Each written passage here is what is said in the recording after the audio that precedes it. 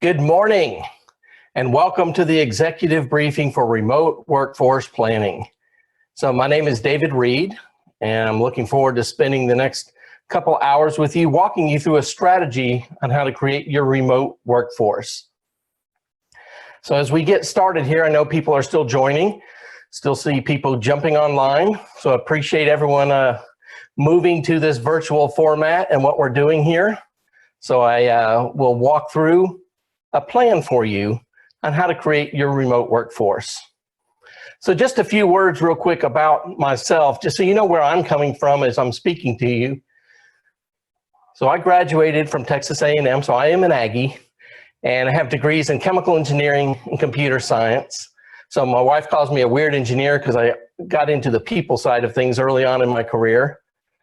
But I worked for Anderson Consulting right out of school in their technical consulting group. And then I moved over and worked for Exxon, who was a client of mine at the time. And then I had an opportunity in 1997 to go work for Walt Disney World. So I jumped at that. I worked and took our family to Orlando and worked for Walt Disney World.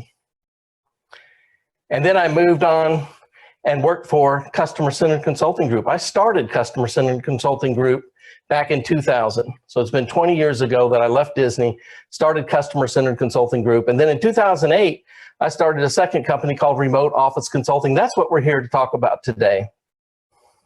So Remote Office Consulting was really formed in 2008 with the whole purpose. It was during the earlier pandemic, the H1N1, and it was to help organizations create their remote workforce strategies. So I created that company, worked with it for a while, and then ended up focusing my attention back on the customer service side of my business.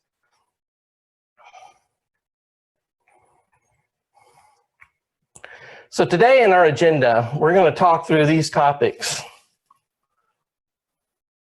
We're going to go into preparation. So how do you prepare for a remote workforce? How do you prepare your employees to be productive? How do you pick a remote workforce location for them? And then we're going to talk about the differences in supervising remote employees. And then we're going to talk about information management or data management and the implications there with a remote workforce. And then we're going to spend a fair amount of time talking about technology, because that's such an important part of what we're going to talk about today, and the technology and the tools. And then I've asked ETIQUETTE from the L Group is going to join us, and she's going to speak about maintaining a positive culture in a distributed work environment. So that's our agenda. We're going to walk through a quick flow of everything today, so be ready. We're going to cover a lot of information, and we will be posting these slides on the Remote Office Consulting website following the presentation, as well as next week a video of this whole presentation.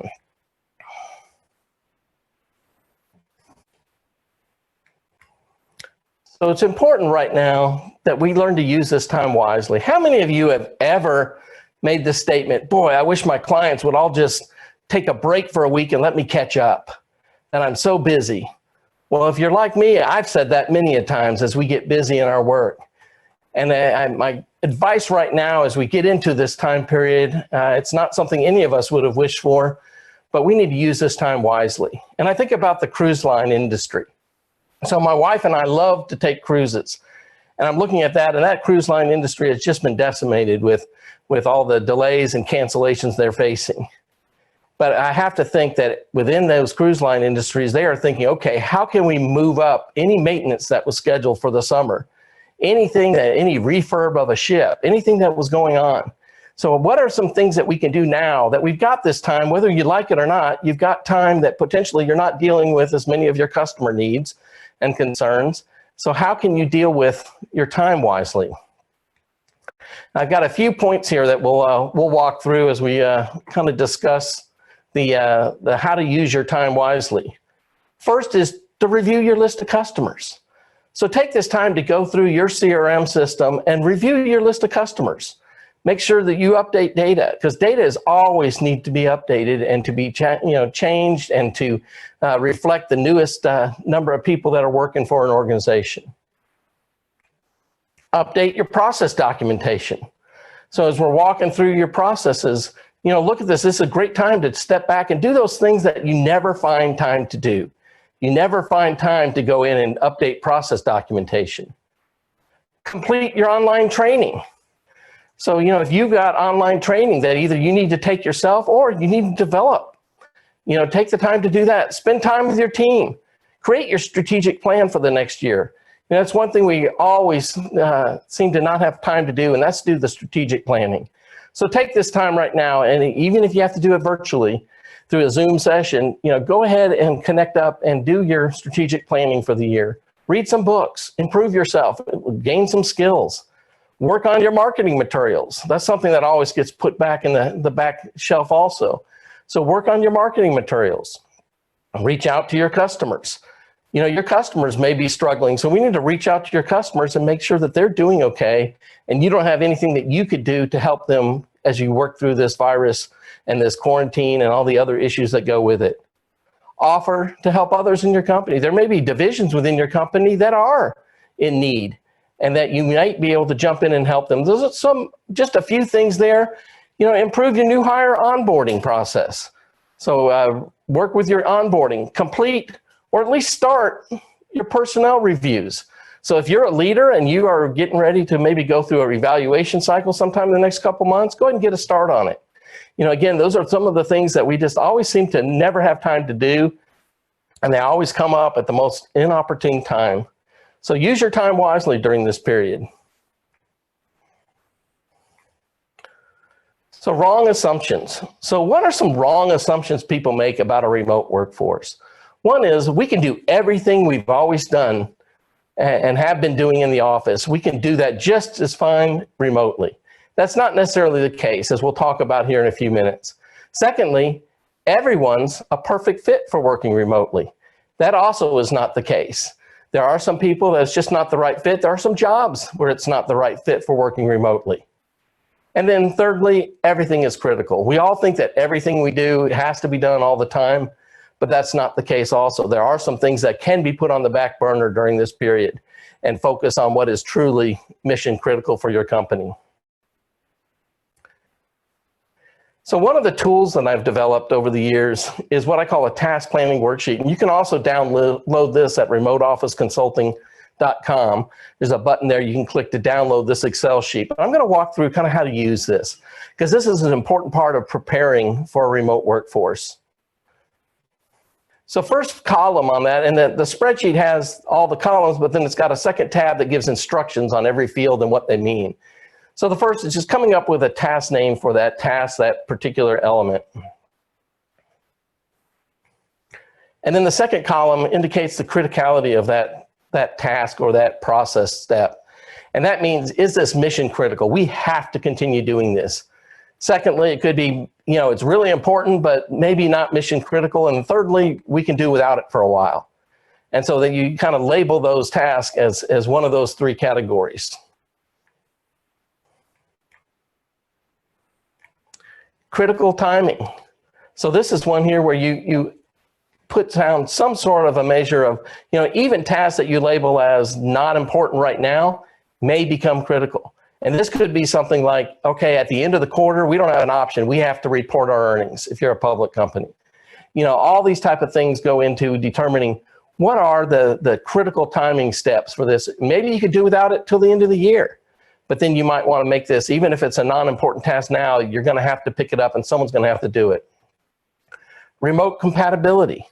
So this is a measurement of, is this easily done remotely? Is this maybe 50% of this task can be done remotely, or this is not possible to do remotely? And an example of something that's not possible would be something like a piece of equipment that's made in a manufacturing facility. There's no way you can do that remotely. It has to be done on site. Technology and systems needed. So go ahead in a column there, label the technology and the systems that are needed for this particular task. Security and data privacy needs. So are there any particular, urgency or sensitivity about the data that you have to be really concerned about?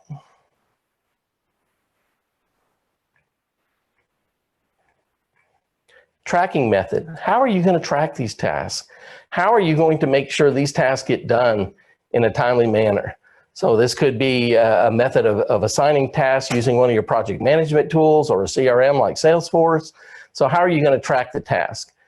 What collaboration tools potentially are available and could be used to complete this task? The role and the position needed to complete the task. So who is it? And typically I like to do this as a role versus a name of a person. But if you're a small organization, you might put who's going to complete the task, especially right now. And then there's a column for notes. So that's the task planning worksheet. And again, you can download a copy of this on my website. So the next part of preparing in a normal world is deciding who is available and who is the right fit for a remote employee selection. And again, under normal circumstances, not everyone's a good fit to work from home for several reasons we'll talk about. You know, to help if someone is a good fit, you can fill out an evaluation form that lets you look at, you know, is this a good fit? Do they have the tools necessary? Do they have a place to work where they're not going to be interrupted by family and pets and other things of that sort? So under normal, I realize right now, a lot of you are in remote workforce situation that you never planned to be and aren't really equipped for, and that's just life right now. But what I want to do is address, you know, not just the coronavirus situation right now, but how do you develop your plan, you know, after we're over this trial. And some people just can't handle working remotely, and they need that social interaction. They need to be with other people. So that's one of the areas that we would you know, look at when you're trying to decide which employees. And a lot of companies will look at employee selection for a remote workforce as a perk. It's an advantage. Sometimes you have to stay and you have to work on site in a company for 6 months before you're even eligible to apply. And that allows you to get to know the work environment and get to know people prior to being isolated potentially in a remote workforce situation. The next step in preparing is to make your work processes remote friendly. So change the mindset from a process that is can accommodate remote team members to one that's designed for remote working. I'm a firm believer that once we're finished with this virus situation here and work gets back to a normal, the remote workforce situation is not going to change. People are going to get used to it. A lot of people are going to like it. They're doing it for the first time and they say, you know, I like this working from home. And there's a lot of statistics that show that the younger generation coming out of school right now, that's one of their prime factors in choosing an employer is, will they let me work remotely periodically? Maybe not full time, but maybe one day a week or a couple days a week. So I think that's going to be a big factor going forward. And then you look at your processes. Again, we looked at the task level, but look at your big process side. You know, what can be done remotely? And focus on a lot of the process steps that cause trouble with a remote environment are the ones that require that real-time connection and real-time handing off of information. You can accomplish it, and we can, and we're going to talk about technology to allow us to do that. And then identifying any resources that are needed for that remote employee to complete a task. So the next step in preparing for a remote workforce is your HR policy development. And this is really important and something that probably most of you who have been scrambling to implement haven't really put as much time into as you probably should. And it's something we just kind of don't think about when we're just scrambling to implement a solution. We're told that we have to shelter at home and all of a sudden all of our employees have to work from home. But there's a whole area of HR policies that really are important that we need to think about, especially in a long-term remote workforce situation. One policy would be eligibility. So officially defining for your company who is eligible to work from home, who is able to do this. And it may be based on length of time with the company. Maybe they have a certain rating within the company in your performance system. So a lot of companies use this as a perk and as an advantage to a good employee. Secondly, responsiveness. When do you expect them to be available and respond? How quickly do you expect them to respond to emails and to phone calls? When you're in an office, it's one thing and you can walk down the hall and see someone. When you're not, do you expect them to be responsive in a certain time frame? Accountability. So how are we going to hold you accountable? When you're in an environment where you're coming in, you're clocking in and you're working and your boss is able to see your work physically, how do you go through and hold someone accountable? And then your availability. What hours do you expect them to be available? And then your equipment provided. So what equipment are you going to need, to accomplish a particular task? And then your expense reimbursement. So a policy on that. Are you going to reimburse them for, say, their internet access or for other office expenses? Do you need to buy them a nice chair? And office remote workforce, one of the things we don't really think about, when they work remotely and they're not physically at your office, that does not eliminate your responsibility as an employer to have a safe work environment. So you need to make sure that you do an audit of their home environment, ideally, and you can see, do they have an appropriate desk? Do they have a chair? Is it safe environment? Can they work there? And again, these are things that a lot of us probably did not think about, and probably in realistic thinking, we really weren't thinking about that. We were forced to move quickly on this in the last week. But it's time to probably go back and circle back around and make sure you do think about some of these policies. Connectivity, how are they going to connect? Everything is going cloud-based. So how do we connect to the internet? And then your security. How are you securing both physical items, maybe a laptop, as well as your data security? And then your client confidentiality. So, for client information, if you're in a secure environment and it's a lockdown type of call center, and a lot of the call centers I work with, we even, have policies that they're not allowed to have their cell phones at their desk. And for ones that are, dealing with credit card information, making sure that you're PCI compliant in all those type of areas.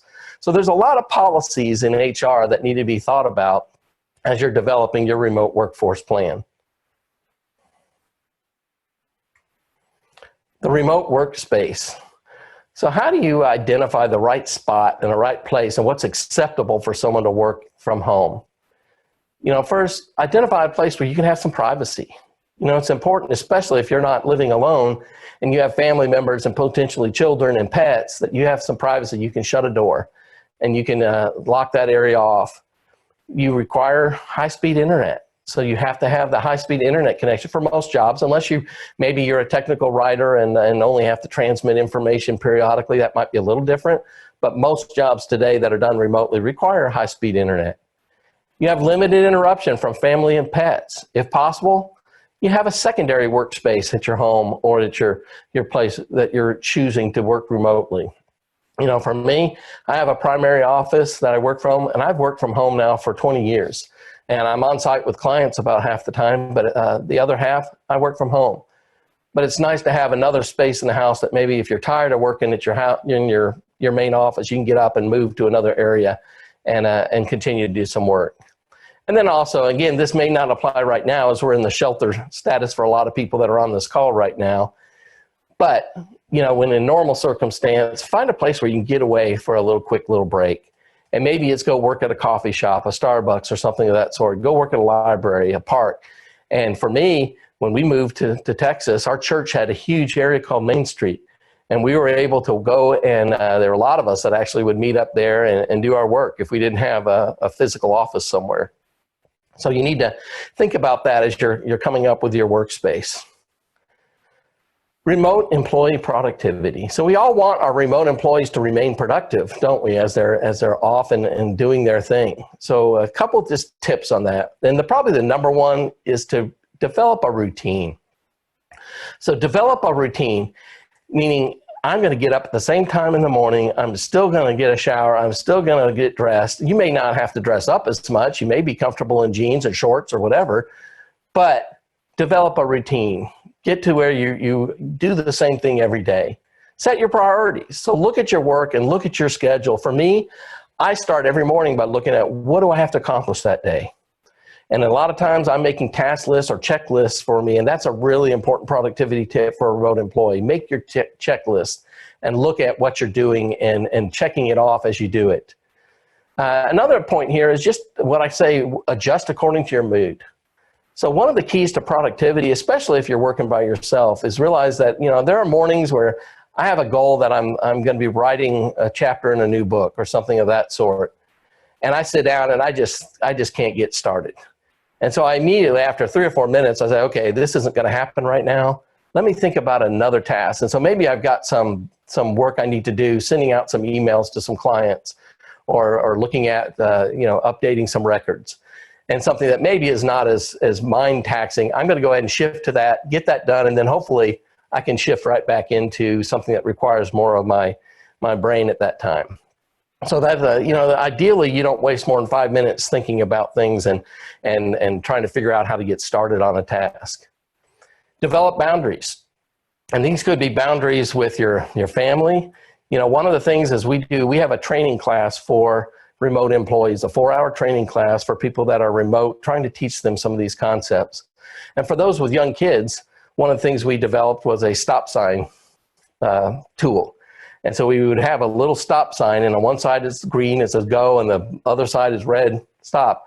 And if you're going to be on a conference call or you're going to be doing something where you really can't be interrupted, you put on your doorknob, you put your red sign out. And that way your kids know, I can't interrupt mom or dad right now. And then if you're finished with that and you're available, maybe you open the door or you can turn it around to the green. So that's just one little tool to potentially help set boundaries with your family, because it is challenging. Your kids think you're home, it's time to play, it's time to do things, especially if they're young. Handling distractions. So distractions could be a lot of different things. Could be turning on the TV, it could be doing things like that. And not that TV is bad. I personally, when I'm working on some type of work, I will pick a movie that maybe I've watched 10 times and just put it on in the background, just so I have some background noise, so I'm not just there by myself and quiet all day. And I'll watch that, but I will not pick a movie that I haven't watched before, because then I'll be looking up and focusing on that instead of my work. But distraction could also be, getting up constantly and working on home projects. So you just need to have the discipline to say, during these hours, I'm not going to get up and go work on a list of projects I have around my house. And another distraction is the refrigerator.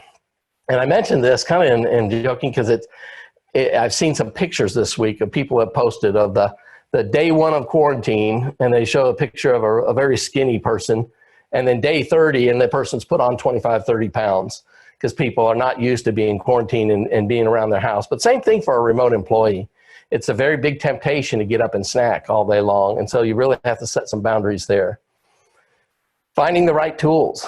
That's another part of productivity, and probably one of the most important things is knowing your tools and understanding what tools you can use and how you can connect and work effectively using the technology today.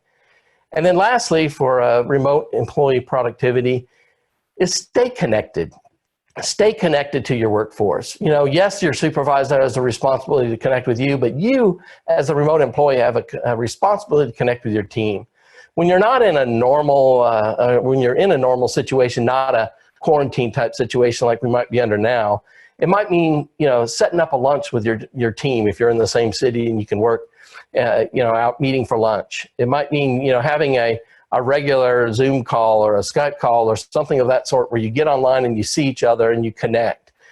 So there are a lot of different ways to stay connected, but as a remote employee, you need to take that responsibility to stay connected with your team. The next thing is managing your work and personal life balance. So companies with remote employees, they may think, hey, it's okay. They're working from home. I can assign them a task. They can handle the night coverage and not even think about that just because they're working from home. But working from home, it brings its flexibility. For me, when I had young kids, flexibility for me working at home meant I could work, and then at like 2 or 3 o'clock when the kids got off school, I might take a break for a couple hours and go throw the ball with my son or go coach him in his baseball team. But then when I came back, and the kids were down for bed or after dinner, I might go back into my office and work another 2 or 3 hours. So that is flexibility, but you have to make sure that it doesn't turn you into a workaholic, because a lot of people who do work from home have a real hard time shutting it off and focusing on their family and other areas of life. And so having that work-life balance is really hard, and it's important for a remote employee. So supervising a remote workforce. So this is another area there. If you've never supervised a remote team, it's challenging for the first time. And there are some things I want to walk through just in how you do that. And again, we have a half-day class for supervisors on how to supervise a remote workforce. But the first and probably the most important thing is to change the way you think about work. And I've been teaching this for 10 years now, that we need to stop thinking about work as clocking in and hours worked, but it's really units of work completed. So it's completing your task, getting your work done, instead of just really looking at, are they putting in the time? So shifting to that really lends itself to being able to track work for a remote employee. Setting clear expectations up front. You know, if this is a new thing and you're just starting to work with an employee, sitting down and having those discussions about what can we do, you know, as far as the time that we expect you to be available. How are you going to communicate with us? You know, are there certain hours? Maybe your arrangement with a remote employee is between the hours of 10 and 2, I want you available for meetings. Before or after that, you're flexible to work either side of it. But, you know, making that arrangement and having that discussion ahead of time is really important. Clean delegation. So delegating cleanly, meaning you're not just going to dump things on a remote worker just because they're away and then maybe it's easier to just say, go do this, but you're going to really focus on clean delegation. Increasing the performance evaluation frequency. So if your annual timing is, you know, for performance evaluations is an annual one, then, you know, maybe you ought to move that up and do it every 6 months. If it's every 6 months, do it quarterly. And the key here is you need to provide, especially if you're just starting this program with a new remote workforce, you need to provide more feedback during this transition time. And even afterwards, just because it's more difficult if you're in the office and you're seeing their work and maybe you have more impromptu meetings than you're likely to if you're a remote employee, then you need to provide that feedback. So have that, whether it's formal or informal, have more feedback given. And then the next thing is the difference between synchronous and asynchronous teamwork. So this is the term here, when you talk about synchronous, that means that it's going to happen all at once, it's going to happen at the same time.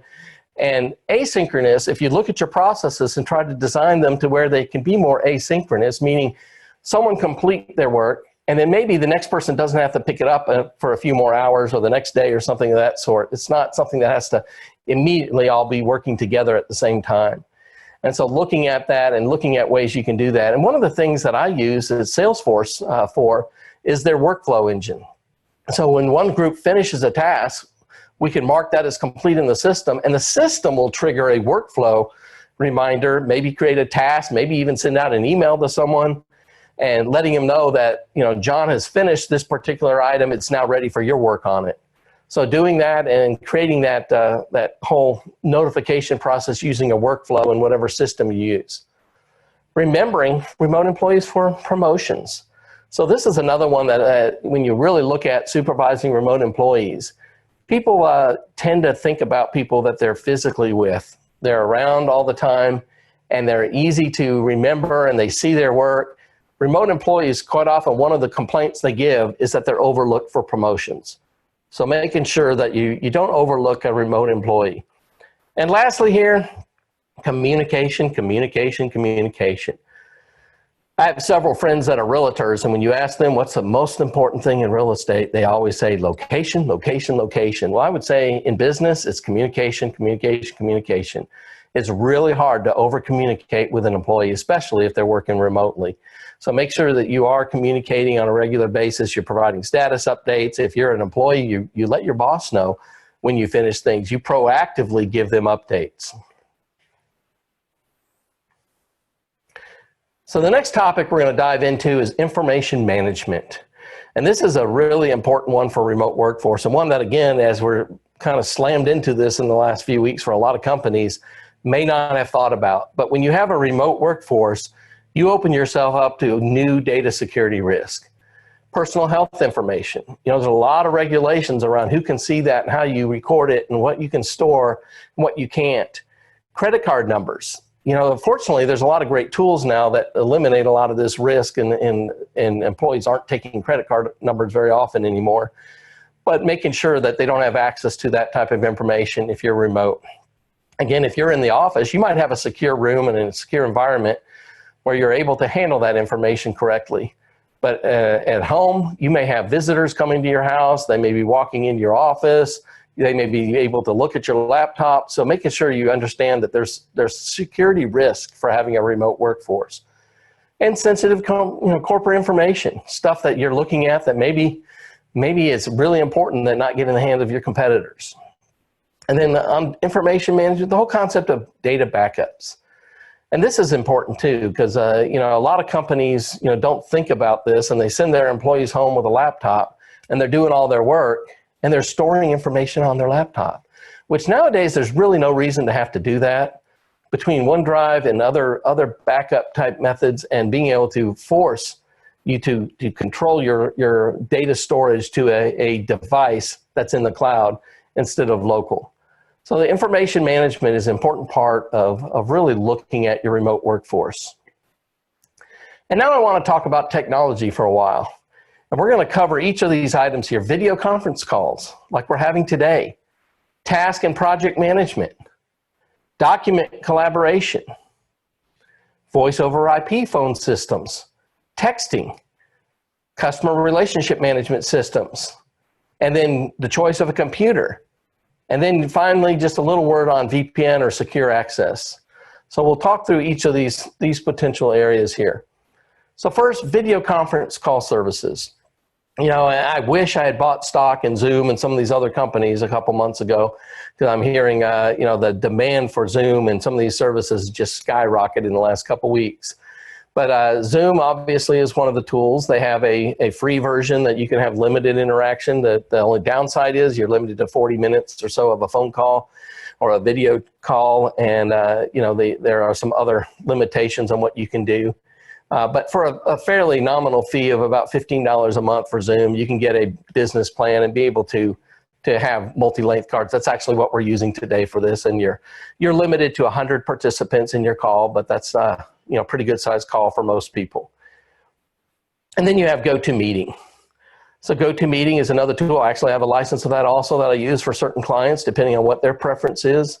But it's a great tool to be able to connect up and share screen. I probably, working remotely, it's very rare that I don't have a day when I don't have a Zoom or a GoToMeeting session with a client. Because I found it just adds a lot, and it's not necessarily looking at each other all the time, but looking at and sharing screens and being able to collaborate and see what they're seeing on their computer is a really important tool for someone who's remote.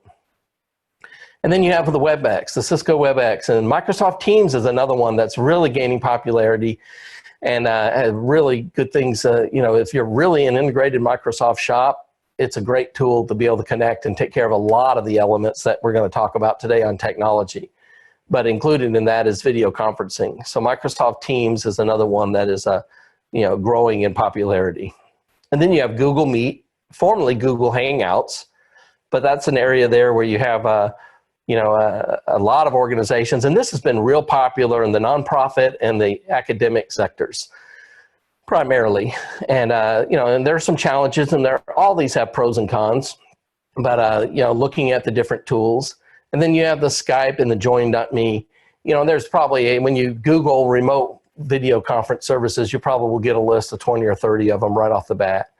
So there's a lot of them. These are some of the key ones, but having one and learning how to use it effectively, and even doing a quick little, you know, Zoom training for your remote workforce and teaching them just simple things on how to mute and unmute and do different things and what the differences are in the different levels of the product.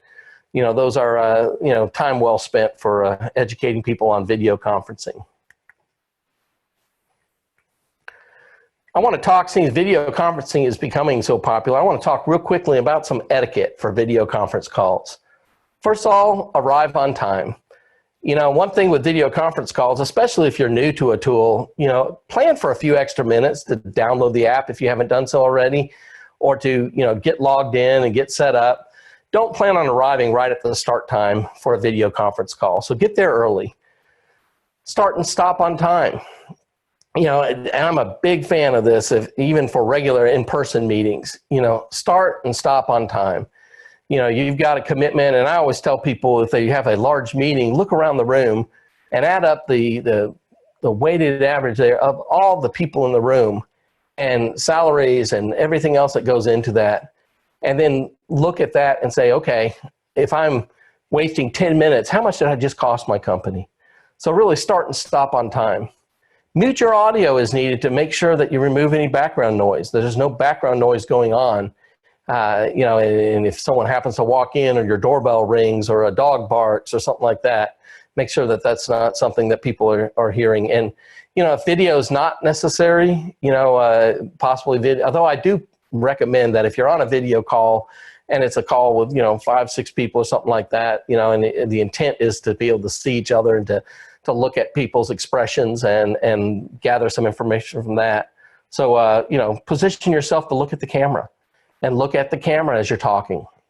And again, just like any other meeting, don't interrupt, focus, avoid distractions. It's real easy to get distracted. You hear your bing on your computer for an email and you flip over and look at your computer screen to see who emailed you, or you get a text or something. So try to remove distractions when you're on a video call. And we still have audio only conference calls too. So just a few words on an audio call. And this is something, if you have a large group, maybe 10 or more, and you're getting on a large audio call, unless you know everyone's voice, perfectly, it's a good habit to just say, this is David, right before you start saying your point and making your point. So state your name before you start speaking. Mute your phone again as needed to remove background noise. Focus. No multitasking when you're on a call, and use headphones as needed. Sometimes that helps you focus and remove distractions, to have your AirPods on or some other headphone device, and make sure that you're, really focused on the call that you're attending on an audio call.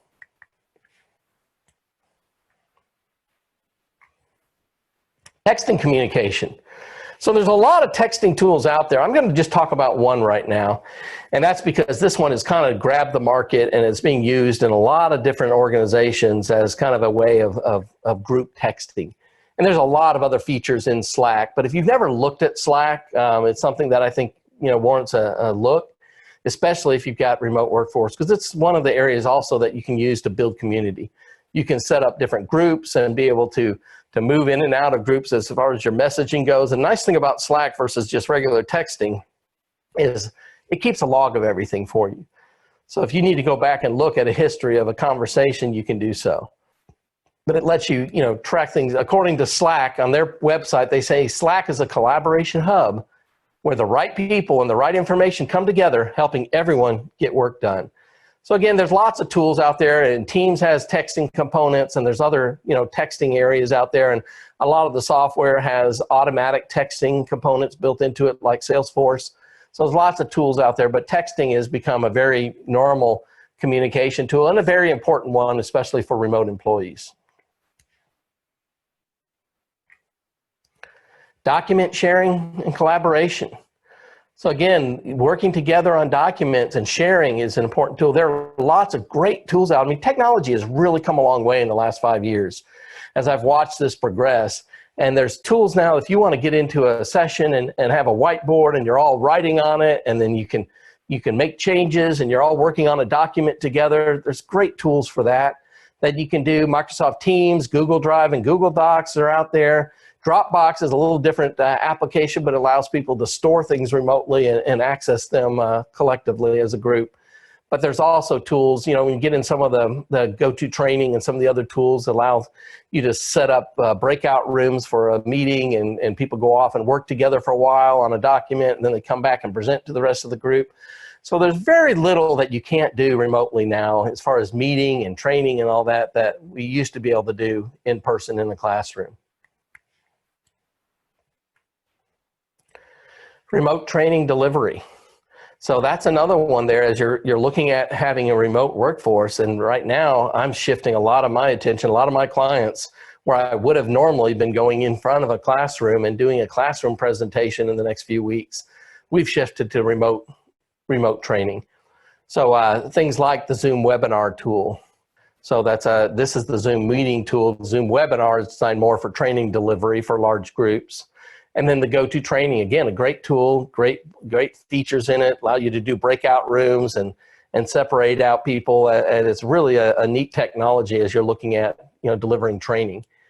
And then Chikoro Studios, that's the partner I'm using for this particular session that I've been working with and setting up this studio. They have a really nice studio concept that you can come into and set up your training. And if you have something you want to look really professional, really nice for your clients, you can go in and you can switch your views. So I can just switch to a background of a different type of view in an office.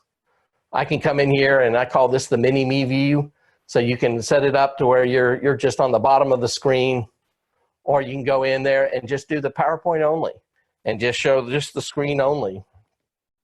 Or the view that I've been using so far predominantly is the view with as a speaker standing to the side. So that's a great option and a great tool, great people to work with if you have a need. They're based here in Dallas and are available, and I'll talk more about them at the end. And then you have various learning management systems, or what we call LMS. You know, that's something that's been interesting. For my whole career, I've worked with companies on their learning management systems and setting those up and setting up training environments. And now with the remote workforce, that's become, again, important. For a while there, we kind of saw the pendulum swing. So everyone was talking about self-paced training and self-learning and all this stuff. And then a lot of people realized, you know what? I miss the classroom. I miss the interaction. I miss being with people. And so the pendulum swung again back towards right now, people are doing more classroom training than they probably have in a while.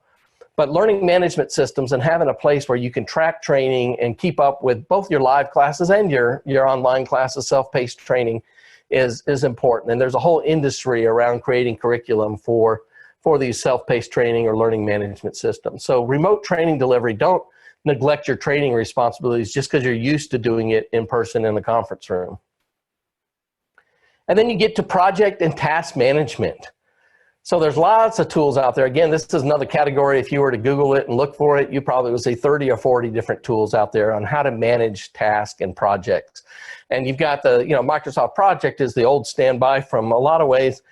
But then you've got other tools like Monday.com and Salesforce.com. We have a ability to either roll add-on packages in or build it straight in Salesforce.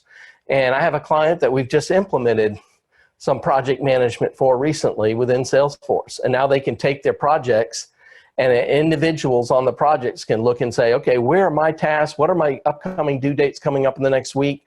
And they can look across all their projects, or they can look at one project and look at, okay, who needs to handle this after I get done with my part? And so it's a great tool, and a lot of reporting that you can build off that and build right into the project management. And then things like Trello and ProofHub and Basecamp, Jira, and Zoho. These are all good tools out there that are made around the project management, task management. And really, a lot of these will work for you. My comment is pick one and use it, because unless you're managing your task and your projects in some way of tracking it, and some people even just use Excel tracking, and that's fine too if that's what you're able to do. But it's important that you have a tool to be able to manage it and track your task completion, especially for a remote workforce. And then computers. So computers, this is an interesting area too, because computers have gotten so cheap compared to where they were years ago. And so now the decision of whether to allow a remote employee to use their own equipment or to provide company has really become a non-decision for most places. And my recommendation is, if you're going to have remote employees and a certain portion of their time is spent remote, you as a company need to provide the computer.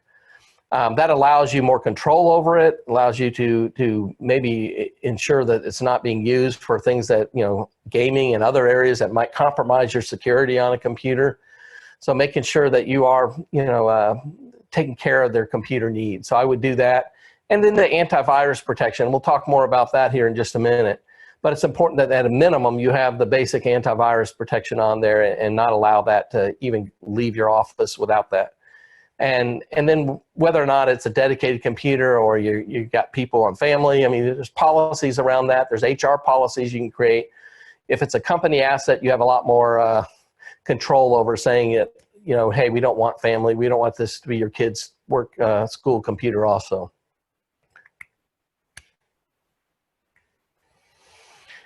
And then lastly on security, your VPN or secure access. One of the areas that I know everyone's probably like me, you hate it when you have to do the multi-factor authentication. So you log into something, no matter how many times you've logged in, it's going to send you a text, and you have to text or an email, and you have to put in a code. As much of that as it's a pain, I really can't tell you enough, do it. Go ahead and use multi-factor authentication on your key software programs and enforce that within your company, because it's one of the best ways to prevent people from getting into your system and into your software. Fewer organizations are using their own local servers now. Everything's moving towards the cloud, and a lot of companies are moving that way. But there still is a need for what's called the VPN, or virtual private network, and being able to have a secure way of logging in and getting inside a firewall of a company and being able to do your work remotely that way.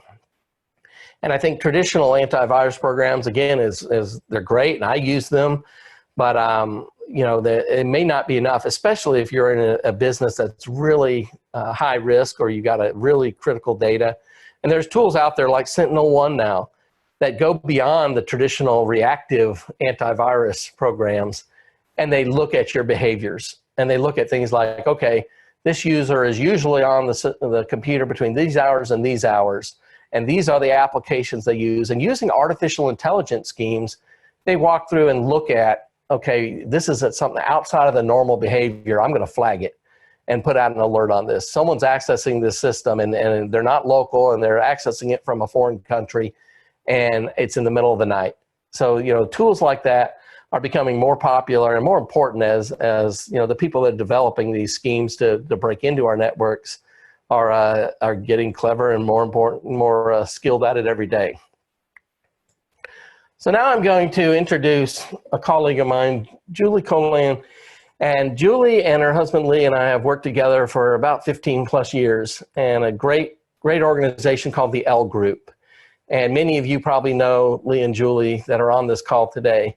And I'm going to let Julie take over. They've got a great practice in developing some of the tools around working on creating a culture, a positive culture of dealing with people in a positive way and engaging your employees. So Julie, I'm going to introduce you and let you take the next module. Thank you for this time. I just wanted to talk a little bit about nurturing a remote positive culture, especially during these times. David's done a great job of outlining all the aspects of remote work that we need to look at, both in times where we proactively can think about remote work, as well as those critical issues that we have today. And I want to just land a little bit more on how you create a positive culture when no one is together for the most part. And I have 7 steps. I'm just going to highlight a couple points in each step, and I'm happy to send you a compiled full list of like a checklist if you'd like following this, and David will have that contact information at the end. So the first piece that you can see in the model, 7 steps, is showing compassion. And I think in this time more than ever, the humanity of work has never been more important. So, checking in with each team member daily, and that may seem like an insurmountable task when you have a large team, but, a 3-minute check-in. How are you doing? Is everything okay? One never knows what sort of health situation or other situations that have had a significant change have occurred overnight. So just a quick check-in and showing compassion. If something has arisen, perhaps your company has some resources to help them. If not your company, perhaps personally, we can drop this off, or someone lives close to you, trying to meet those needs. Kind of looking at, if you go back to Maslow's hierarchy, we're surviving before we can thrive. So make sure there are no, survival issues, even, the emotional state of people. Sometimes people just need to hear a kind word, which leads us to the second piece, which is remaining positive. In all this time, it's very easy for our brain to spiral to the negative. It's its natural state, going back to when we were chased by saber-toothed tigers. So we have to control that. And so as a manager, and or a teammate of people that are working remotely, making a distinct effort to be positive, looking at, the fact that you're all going through this together, any positive news at all about a team member, anything in your industry, any community service effort that your company is doing, anything at all would be a fabulous thing just to share. You can share it over any of those technological platforms that you use that David has alluded to. Just something to bring positive news in. The other part is celebrating. Just because we're not together doesn't mean we can't celebrate. Whatever you had before, if you celebrated birthdays when you were all together, do a Zoom birthday celebration. Send a real card, a hard snail mail card to someone to celebrate. look for ways at the end of the week. My daughter works for Procter & Gamble. Her first week, the boss in Cincinnati had a toast on Friday afternoon. And the toast was to 1 full week of everyone working remotely. And he said, my beverage of choice is iced tea, pick yours. And for 10 minutes, they all got on a call, the large dispersed team around the country, and just had a toast to end the, celebrate 1 week of working remotely successfully. So any little team ritual you can create like that, which leads to the third, which is creating those connections. And David alluded to that. Such an important piece, especially when you're disconnected. Our nature is to be social. Our nature is to be connected. And the remote situation that many of us are in now is not what we're used to. We're used to being able to have those casual conversations at the water cooler and such that David alluded to. And now those have to be an intentional call. And whenever possible, if you can make those video, it just really humanizes the experience. And thinking about how you can actually formalize, meeting rhythms. Do we have a touch base? I talked about touching base personally with your staff, but do we have a team touch base in the first thing in the morning on Mondays? What is the rhythm that you want to formalize for whatever period of time? If this isn't a formal remote situation, for whatever period of time we're in this situation, what can your ritual rhythm be? The next, communicating clearly. David talked about communicate, communicate, communicate. Nothing more is more important, especially in times of despair or uncertainty. We talk about the silent spiral, when your mind can just kind of take a neutral situation and take it to the worst case scenario without countering information. So communicating as much as possible, whatever information you have from your company that's appropriate to share. And the second piece I like to talk about on that is really looking at your purpose. And when we talk about your purpose of your company, you probably have one, whether you're a small business or large, something that governs the way you do and why you do work. Under these circumstances, things may have changed a bit. The purpose for your particular job may be to, support a team member, or just being, David talked about the different methods of work. You might be the first cog in the wheel.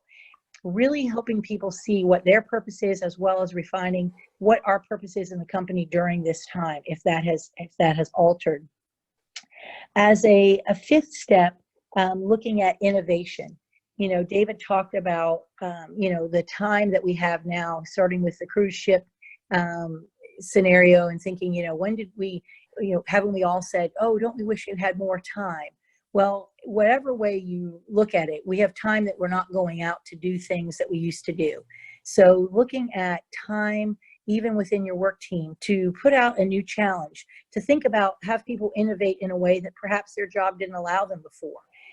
Involving them as much as possible, involve their brain, involve their ingenuity. Someone that's provided a very administrative task in the past may be a wild creative that has an innovative way to do things. And we've just never really, stopped and thought about involving them in a problem solution in the past, and looking to that now. The sixth step would be promoting growth. And David talked about this when he talked about accountability, but as you're working remotely, you may need a visual scoreboard. We're on green today, or on red, a thermometer or something that helps you communicate where you all are, as well as David alluded to, the task, this and such for an individual. For individual accountability and team accountability, see if you can be creative if you don't already have some sort of a scoreboard to help people see where they are in the performance. The other part of growth is really working on yourself. We have never had a time where we had more opportunities with free classes from the Ivy Leagues, to Zoom and growth calls like this, to individuals that are really, reading to our children. Movie stars are reading to our children. People are putting on discos. People are putting all sorts of learning tools out there. We can choose to use our time wisely and learn something new, maybe creating a goal. If this is 21 days, that's as much time as it takes to create a new habit. Maybe I create a new habit, maybe I have a learning goal, but really thinking about a growth goal for yourself and your family. And the last would be practicing appreciation, looking at the good things, again, going back to positivity, that people do. What little thing did you see someone do in your work team that made a difference, and letting them know, this really made a difference to me. You just said this in a conference call, or, I really appreciated that text, or when you sent me that document on time. Looking for ways to encourage each other, but also then encouraging yourself. I always have a phrase that people thought I was kind of loony using in the past, but I say to myself very often and out loud, good job, Jules. And I give myself a high five. When I've completed a task, I give myself a verbal reward and a pat. So I've used that many times, and it's a very effective way, because you're the only one that's with yourself the whole time. So you can think about giving yourself a good job, David, good job, Jules, whoever you are, to encourage yourself. In the morning, expressing gratitude to your teammates. Another tip, just to, again, look at what we do have versus what we don't have. We are very blessed with many things, although this is a world that we've never experienced before. There are still positive things in deliberately expressing that gratitude. And then as the last item, I would just suggest perhaps thinking about yourself and your team, making a commitment to one kind act for a person in your work group or your life or your neighborhood each day, beginning that ripple effect of positivity. And that could be a handwritten card. That might be that good text, but really making that a specific goal to increase the positivity in your workforce. All of that together helps innovation, accountability, higher productivity, and most importantly, improve relationships. The people that we work with remotely, we're going to work with them again, hopefully most all of them. And we want to preserve and actually enhance those relationships during this time if you're not permanently remote, so that it thrives when we get back. So I thank you for that time, David, and I apologize that it was audio only, but I hope that will work. Back to All right. Thank you, Julie. Appreciate that. Appreciate your time. And as you can see, Julie and Lee at the L Group are a great resource. If you really want help in dealing with culture items and engaging your employees, they're jointly the author of 15 plus books and great folks to work with. So if you have a need in those areas, I strongly encourage you to look up the L Group. So I'm going to cover for a few minutes the business case for a remote workforce. So what are the reasons why, other than the one we're obviously all dealing with in the pandemic or quarantine, what are some other reasons that we would want to be focused on creating a remote workforce? And so, first of all, you've got the response to a pandemic or quarantine that we're dealing with today. But secondly, expanded access to qualified employees. So how do you get qualified employees? How do you get them, if you're a recruiter, having a wider net that you could cast and get people to join your company, even if they don't work in your city, is a great asset. So having a better recruiting environment, lower cost of real estate. So this has become an issue, and companies are realizing maybe they're growing. They've got 500 employees and they're growing and they plan to add another 100, and they have to make a decision. Do we relocate and get bigger property because we've outgrown our space, or do we create a remote workforce plan and allow a certain portion of our employees to work from home? And then you get into the concept of hotel officing and allowing people to maybe work and come into an office, but maybe they don't have a designated cube or an office, but they check in and they get assigned one based on availability that day. So there are different ways of spreading out your real estate investment to accommodate a larger population. And then you have improved employee retention. So really getting back to, the younger generation, even a lot of people, just for whatever reason, they have different reasons, but they want to work from home periodically. And so a lot of people are making career decisions based on the availability of a remote workforce strategy for a company. Lower absentee rate. So it's true that if you're working from home and maybe you aren't feeling great, that a certain portion of the population would call in sick. But if you're still able to work, but you just didn't feel like getting up and commuting into work, you might be able to work from home. And that lowers your absenteeism rate and lets people get work done. And then your disaster mitigation, your business continuity. So these are important areas there. I was working for a client, a large client that had a call center in Mexico City for IT services. And one of the things we worked on is creating their business continuity plan. So we created the whole plan, and part of that was having 5 or 6 of their 50 agents that every day they were working from home. So they rotated around through a schedule, and they had that. And then sure enough, about 2 months after we had created and put this plan in place, if you remember a year or so ago, they had a big earthquake in Mexico City. And sure enough, we were able to put this plan in place, and we were able to still continue to accept calls, even though the main call center was shut down for a couple days. So having a remote workforce is not a bad thing from a business continuity standpoint. It gives you some options. And the reduced cost of commuting and the environmental impact of commuting. So being able to reduce the cost and have the impact of commuting a lot less, for people that aren't having to travel as much. And for a lot of people in large cities, not having to drive an hour and a half, 2 hours a day in some of these places like LA and Houston and New York and even Dallas now is getting to be a challenge to commute downtown. So, being able to save that amount of time and increase your quality of life is a big thing there.